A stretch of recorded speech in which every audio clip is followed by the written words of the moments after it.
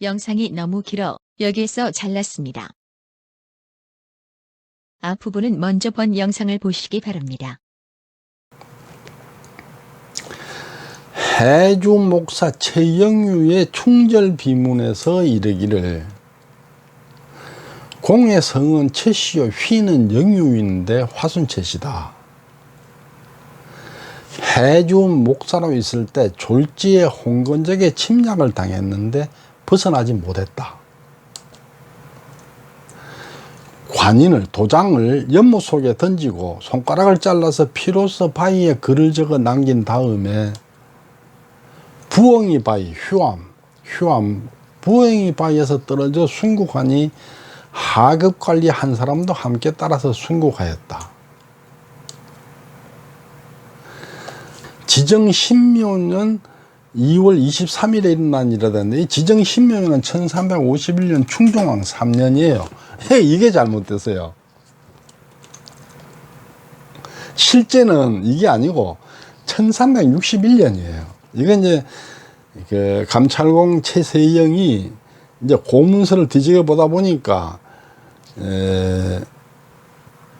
홍건적이 고려를 쳐들어온 해가 아니고 홍건적이 중국 황하강 유역에서 처음 그 봉기한 해하고 이게 헷갈리는 거예요. 근데 아까 1357년에 대호군공이 처벌됐거든요. 그러니까 요걸로 보면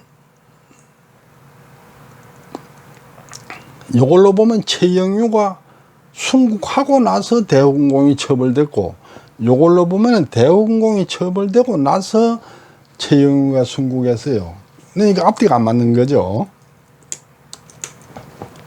홍건적을 보면은 한산동이라는 친구가 백년해를 조직을 해요. 그래가지고 1351년에 황하 유역에 홍수가 나서 이제 뚝이 무너진 거를 복구하는 공사를 하는 중에 봉기를 했죠.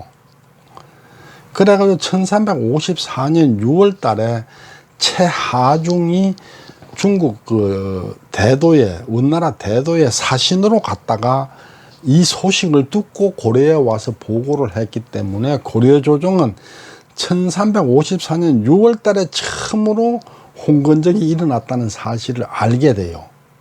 1351년에는 아직 고려 조정에서는 그런 사건이 생긴 줄을 몰랐죠. 그런데 이제 원나라 토벌군이 이제 쳐들어와가 이제 토벌을 하니까 토벌군에 쫓겨서 이제 고려로 들어온 거예요. 그랬다가 1359년에 4만106으로 의주 부근을 침입을 했었죠. 그리고 1361년 10월 달에 10만 대군으로 다시 쳐들어왔어요. 그래가지고 평만도, 황해도가 다 뺏기고 수도 송도까지 함락됐죠. 그래 이제 공민왕은 저 경상도 상주로 몽진을 갔어요. 그래가지고 해주 목사 최영유는 그 해주를 지키다가 결국은 이제 중과 부적으로 자결해서 순국을 했죠. 여기에 대해서는 공민왕이 그 상주로 몽진을 갔을 때 상주 목사 최재가 그 왕한테는 그 대접을 잘하면서 따라온 신하들을 푸대접한다 해가지고 파직이 됐잖아요. 여기에 대해서는 그 157번 영상 문정공 체제에서 다뤘으니까 거기를 참고하시기 바랍니다. 근데 이때 일어난 홍건적의 그 부장에서 뒤에 전체를 장악하게 된 사람이 누구냐?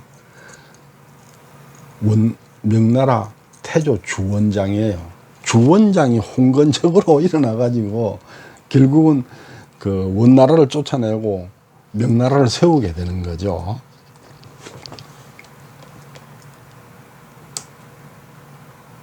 최영유와 홍건적을 보면은 문제는 이 최영유가 홍건적한테 그렇게 해서 순국했다는 얘기가 고려사에도 없고 고려사 전료에도 없고 동국통감에도 없어요. 역사책에는 안 적혀 있어요. 이게 좀 문제인데 옛날 조선시대 고려시대 역사책에는 임금이 어떻게 했는지 맨 임금 얘기만 적어놔요. 그래서 그런지 지금도 사극을 보면 맨 임금 주변 얘기만 나오잖아요. 문제가 있죠.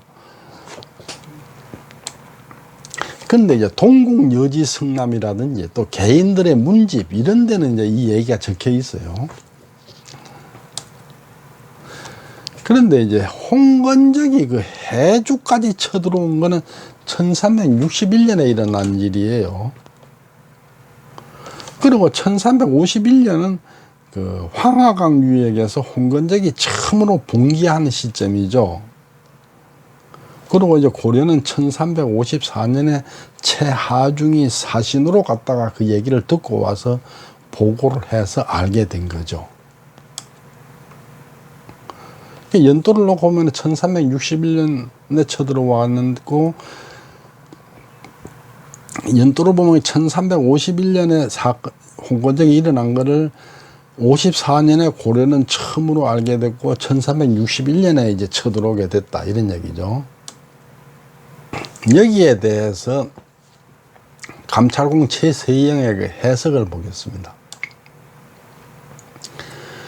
해주 목사 최영유가 순국한 사건은 지정 10묘년 1351년에 일어났다고 휴암, 부엉이바위 묘비문에 분명하게 적혀 있다. 휴암이라는 거는 그 최영유가 떨어져 죽은 바위인데 최영유를 부르기를 휴암 이렇게 불러요. 그러니까 최영유의 묘비문에 분명하게 적혀 있다.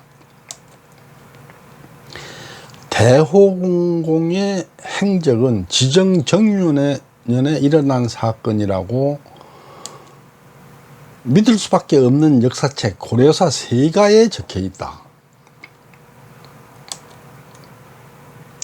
앞뒤로 7년 간격을 두고 일어난 사건에서 이미 죽은 사람이 다시 살아났다는 억지 주장은, 이미 죽은 사람이 다시 살아났다는 억지, 이게 뭐냐면 1351년에 최영유가 죽었는데 7년 뒤 1357년에 대호궁공이 어떻게 죽은 사람이 다시 처벌이 되느냐, 이 얘기죠. 억지다. 그런데 실제로 최영유가 죽은 거는 1361년이니까 처벌되고 3년 뒤잖아요. 이 논리가 이제 무너져 버리는 거죠. 이치에 맞지도 않거니요. 하물며 대호궁공이 잡혀와서 처벌을 받는 자리에서 굳이 옛날 이름을 들추어 최용각이라고 부르면서 꾸지람을 했다니 그게 무슨 말이냐. 그러니까 이제 최용각이 이름을 최영유로 바꿨으면은 뭐 죽은 사람이 다시 살아나서 처벌받는다 치고, 그러면은 최영유를 꾸지람을 해야지 왜 최용각을 꾸지람하느냐, 이 얘기예요. 옛날 이름을 들추어서 왜 최용각이라고 얘기하느냐, 최영유라고 해야지, 그 얘기예요. 최세영이 착각한 것은 홍건적이 해주 침략은 1361년에 발생한 사건이에요. 그걸 1351년 황하유역에 홍건적이 봉기한 거하고 이제 이 고문원을 찾아서 보다 보니까 이 황하유역에서 홍건적이 일어난 내용만 아는 거죠. 그리고 최용각의 처벌은 1357년에 일어난 사건이에요. 그러니까 홍건적은 최용각 처벌 이후에 쳐들어왔죠. 근데 이거를 처벌 사건 이전에 쳐들어온 것으로 오해했다. 이 연도가 바뀌어버린 거죠, 이렇게요. 1351년에 홍건적이 봉기한 것을 해주를 쳐들어온 것으로 헷갈림으로 해서 이미 죽은 사람이 다시 처벌받은 것으로 오해했다. 근데 사실은 처벌받고 3년 뒤에 죽었다. 그렇지만은 이름을 바꿨으면은 이미 이때 이름이 바뀌었어야 되죠. 바꾸자마자 죽은 게 아니니까. 그런 얘기는 뭐냐면 이미 이때부터 말하자면 이 논리가 맞으려면은 최용각이 처벌받은 게 아니라 최영유가 처벌받은 걸로 돼야 되는 거죠. 이거는 최용각으로 갖다 붙이는 것 자체가 명각 끌어다 붙이기예요. 자기들이 문화시중 문성공의 후손이라고 만들기 위하려고 하다 보니까 최용각이 최영유와 같은 사람이다라고 만들어진 거다, 이런 얘기죠. 1357년에 검교대호군 최용각이 처벌을 받았고 1361년에 해주목사 최영유가 순국했어요. 근데 최영은 1361년을 1351년으로 착각했죠. 그러니까 선유관계가 바뀌었죠. 이게 아주 심대한 오류가 발생했는 거죠.